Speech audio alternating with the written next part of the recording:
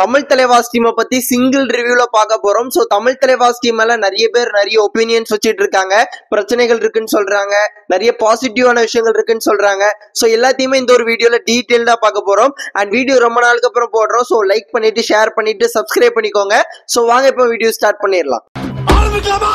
இது வரைக்கும் நடந்த சீசன்ல Tamil Thalaivas team PKL season 9 தவிர வேற எந்த ஒரு சீசன்லயும் ப்ராப்பரா பிளே பண்ணதே இல்ல.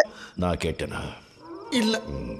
இதுவரைக்கும் நடந்த சீசன்லாம் தாண்டி இந்த ஒரு சீசன்ல தமிழ் தலைவாஸ் மேல பெரிய எதிர்பார்ப்பு இருக்கு. அதுக்கு காரணம் ஆப்ஷன்ல பவன் ஷெராவத் எடுத்திருக்காங்க, அர்ஜுன் தேஸ்வால் எடுத்திருக்காங்க, அண்ட் முக்கியமா சஞ்சீவ் பலியான கோச்சா சைன் பண்ணிருக்காங்க. சஞ்சீவ் பலியான பொறுத்தளவு இது வரைக்கும் அவர் எந்த டீம் எல்லாம் PKL கோச் பண்ணியிருக்காரோ அந்த எல்லா டீமையும் அந்தந்த பர்டிகுலர் சீசன் பிளே ஆஃப்க்கு கண்டிப்பா கொண்டு போயிடுறாரு. அதுக்கப்புறம் டைட்டில் அடிக்கிறது ரெண்டாவது விஷயம், பட் பிளே ஆஃப்க்கு கண்டிப்பா கொண்டு போயிடுறாரு. தமிழ் தலைவாஸ் டீமோட ஃபேன்ஸா இருக்கட்டும், நியூட்ரல் ஃபேன்ஸா இருக்கட்டும், எல்லாருமே சொல்ற விஷயம் என்ன அப்படின்னு கேட்டீங்கன்னா, தமிழ் தலைவாஸ் டீமோட டிஃபென்ஸ் வந்து வீக்கா இருக்கு, கவர் பொசிஷன் வீக்கா இருக்கு அப்படிங்கிற மாதிரி சொல்றாங்க. பட் கடைசி 2-3 சீசனா தமிழ் தலைவாஸ் டீமுக்கு டிஃபென்ஸ் பெருசா பிரச்சனையா இருந்தது இல்ல, ரைடிங் யூனிட் தான் பிரச்சனையா இருந்திருக்கு. கடைசி 2-3 சீசனா டாப் டிஃபென்ஸ் டீம் எது அப்படின்னு கேட்டீங்கன்னா, அந்த டாப் 3க்குள்ள கண்டிப்பா தமிழ் தலைவாஸ் இருந்திருப்பாங்க. யாரா நீ இவ்வளவு டேலண்டட் ஆகுற?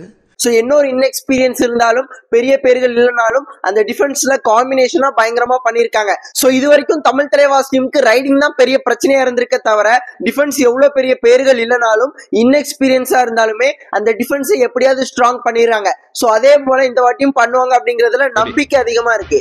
நல்லா இருக்கு, நல்லா இருக்கியா? நல்லா இருக்கு, நல்லா தானே இருக்கியா? நல்லா இருக்கு. அண்ட் அதே போல இந்தியாவிலுமே பெரிதளவுல கவர் பிளேயர்ஸ் வந்து இல்ல. சோ எல்லா கவர் பிளேயர்ஸும் பெட்டரா பிளே பண்ணிட்டு இருக்காங்களா, நல்ல கவர் பிளேயர்ஸ் எல்லா டீமும் வச்சிருக்காங்களான்னு கேட்டீங்கன்னா கண்டிப்பா கிடையாது. சோ நிறைய டீம்ஸ் வந்து வீக் லிங்கா இருந்திருக்கு. சோ அப்படி இருக்கும்போது யங் பிளேயர்ஸ்க்கு, ஒரு யங் கவர் பிளேயர்ஸ்க்கு வாய்ப்பு கொடுக்கறது நல்லதுதான் அப்படிங்கிற மாதிரி நினைக்கிறேன். சோ எல்லா டீம்லயுமே சுனில் குமார் மாதிரியோ, ஜெய்தீப் மாதிரியோ, சஞ்சய் துல் மாதிரியோ பிளேயர்ஸ் வந்து இருக்க மாட்டாங்க. இன்ஃபேக்ட் லாஸ்ட் சீசன் ஸ்டார்டிங்ல சஞ்சய் துல் யாருன்னே யாருக்குமே தெரியாது. சோ கரெக்டான வாய்ப்பு கிடைச்சதுனாலதான் அவரால் அவரை வந்து ப்ரூவ் பண்ண முடிஞ்சிச்சு. சோ அதே போல இந்த வாட்டியும் ப்ரூவ் பண்றதுக்கு வாய்ப்புகள் அதிகமா இருக்கு. சோ யங் பிளேயர்ஸ்க்கு வாய்ப்பு கொடுக்கலாம். தமிழ் தலைவாஸ் டீமுக்கு ரைட் கார்னர் ஒரு வீக் லிங்கா இருக்குமோ அப்படிங்கிற மாதிரி தோணுது. லெப்ட் கார்னரை பொறுத்தளவு நிதிஷ் இருக்காங்க, மோஹித் இருக்காங்க, நல்ல பேக்கப் வச்சிருக்காங்க, நல்ல பிளேயர்ஸ், ஓகேவா. பட் ரைட் கார்னரை பொறுத்தளவு சாகர் இருக்காரு. சாகர் நல்ல பிளேயர் தான், ஒரு கேப்டன் மெட்டீரியல் எல்லாம் ஓகே தான், நல்ல கேம் கொடுப்பாரு. பட் எப்போ இன்ஜுரி ஆகும்னு சொல்ல முடியாது. அவருக்கு பேக்கப்பா எடுத்திருக்கிற அலிரசா வந்து பாத்தீங்கன்னா 30 லட்சத்துக்கும் மேல கொடுத்து ஆப்ஷன்ல வந்து எடுத்திருக்காங்க. சோ அவருக்கு பேக்கப்பா. சோ அவர் மேல நிறைய எதிர்பார்ப்பு இருக்கு. அவரும் வந்து அவரோட கேம் எந்த லெவல்ல கொடுக்க போறாருன்னு தெரியல. சாகர் அளவுக்கு கொடுப்பாரா, இந்த பிரஷர்ல மாட்டிக்கிடுவாரா, சோ எதுவுமே நமக்கு தெரியாது. சோ அப்படி இருக்கும்போது அந்த கார்னர் பொசிஷன், ரைட் கார்னர் என்ன பொறுத்தளவு கொஞ்சம் வீக்கா இருக்கு. அப்படியா? அப்படித்தான். இப்போ தமிழ் தலைவாஸ் டீமோட ரைடிங் யூனிட்டை பத்தி பார்க்கலாம். சோ எல்லாருமே ஸ்டோரி போடலாம், ரீல்ஸ் போடலாம். நரேந்தர் இருக்காங்க, பவன் ஷெராவத், அர்ஜுன் தேஸ்வால், மொயின் சவாகி, பேக்கப்புக்கு விஷால் இருக்காங்க, ஹிமான்ஷு இருக்காங்க. இந்த மாதிரி ஒரு நல்ல பிளேயர்ஸ், அந்த பேக்கப் பிளேயர்ஸாவும் இருக்காங்க. டீமும் பார்க்க நல்லா இருக்கு ரைடிங் யூனிட் அப்படிங்கிற மாதிரி யாருனாலும் சொல்லலாம். பட் ரைடிங் யூனிட்டையும் ஒரு சில வீக்னஸஸ் வந்து இருக்கு.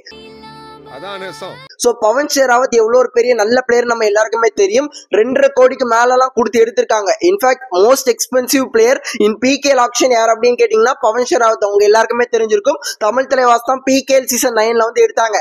பட் அந்த பவன் ஷெராவத் இப்போ வந்து பாத்தீங்கன்னா வெறும் 60 லட்சம் 70 லட்சத்துல தமிழ் தலைவாஸ் டீம் எடுத்திருக்காங்க. அப்படின்னா எதனால அவ்வளோ அமௌண்ட் கம்மியா வந்து நம்மளால எடுக்க முடிஞ்சிச்சு? அவரோட கேம் வந்து கொஞ்சம் டவுன் ஆயிருக்கு. அண்ட் அர்ஜுன் தேஸ்வாலுமே PKL சீசன் 9ல இருந்து அர்ஜுன் தேஸ்வாலா இருந்திருந்தா கண்டிப்பா 2 கோடிக்கு மேல வந்து கொடுத்து எடுத்திருப்பாங்க. பட் இப்போ ஏன் எடுக்க முடியல? அவரோட ஃபார்மும் கொஞ்சம் டவுன் ஆயிருக்கு. சோ இது எல்லாமே நம்ம ஒத்துக்கிட்டு தான் ஆகணும். சோ அவங்க வந்து கம்பேக் கொடுத்துதான் ஆகணும். தமிழ் தலைவாஸ் டீமோட ரைடிங் ட்ரியோ நரேந்தர், பவன் ஷெராவத், அர்ஜுன் தேஸ்வால். சோ இதுல பவனா இருக்கட்டும், நரேந்தரா இருக்கட்டும், இன்ஜுரி எப்போ ஏற்படும் அப்படிங்கிற மாதிரி சொல்ல முடியாது. அண்ட் அவங்க 2 பேரோட ஃபார்மும் டவுன் ஆயிட்டு அப்படிங்கிறது தான் ஒரு பெரிய உண்மை. அண்ட் அதே போல அர்ஜுன் தேஸ்வால் இது வரைக்கும் பிரைமரி ரைடரா பிளே பண்ணி பழக்கப்பட்டுட்டாரு. பட் இந்த ஒரு டீம்ல அந்த மாதிரி இருக்க முடியாது. தேவைப்பட்டா செகண்டரி ரைடர், தேவைப்பட்டா தேர்டரி ரைடர், தேவைப்பட்டா பெஞ்சில போய் உட்காரதுக்கும் தயாரா இருக்கணும். ஏன்னா நல்ல பேக்கப் பிளேயர்ஸ் வந்து உள்ள இருக்காங்க. மொயின் சஃபாகி எல்லாம் ஸ்டார்டிங் 7ல வாய்ப்பு கிடைச்சிச்சு அப்படின்னா சந்தோஷப்படுறதுல நான் ஒரு முக்கியமான ஆளா இருப்பேன். இப்போ ஸ்டார்டிங் 7ல அவருக்கு வாய்ப்பு கிடைக்குமான்னு கேட்டீங்கன்னா அதுவே கரெக்டா தெரியல.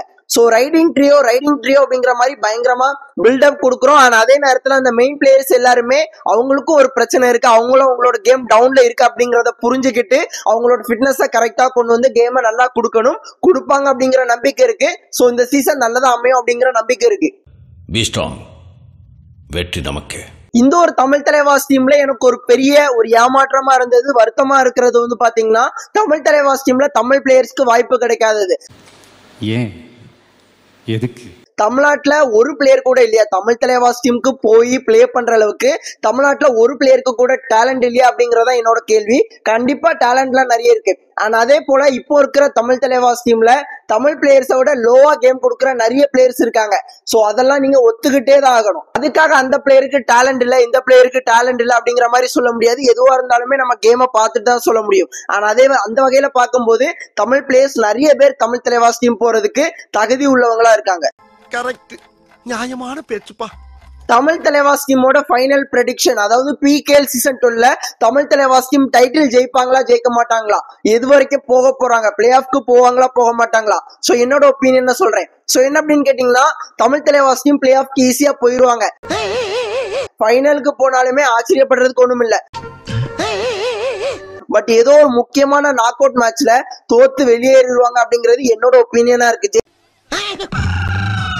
அப்படின்னா சந்தோஷப்படுறதுல நானும் ஒரு ஆளா இருப்பேன். பட் என்னோட ப்ரெடிக்ஷன் ஆஸ் ஒரு கபடி ஃபேன் வந்து பாத்தீங்கன்னா என்னோட ப்ரெடிக்ஷன் தமிழ் தலைவாஸ் டீம் ஏதோ ஒரு நாக் அவுட் மேட்ச்ல வெளியே வந்துருவாங்க அப்படிங்கிறது என்னோட ஒப்பீனியன். அண்ட் உங்களோட ஒப்பீனியனும் கண்டிப்பா ரெஸ்பெக்ட் பண்றேன். சோ உங்களோட ஒப்பீனியனை மறக்காம கமெண்ட்ல சொல்லுங்க. பட் ஏதோ ஒரு முக்கியமான நாக் அவுட் மேட்ச்ல தோத்து வெளியேறிடுவாங்க அப்படிங்கிறது என்னோட ஒப்பீனியனா இருக்கு.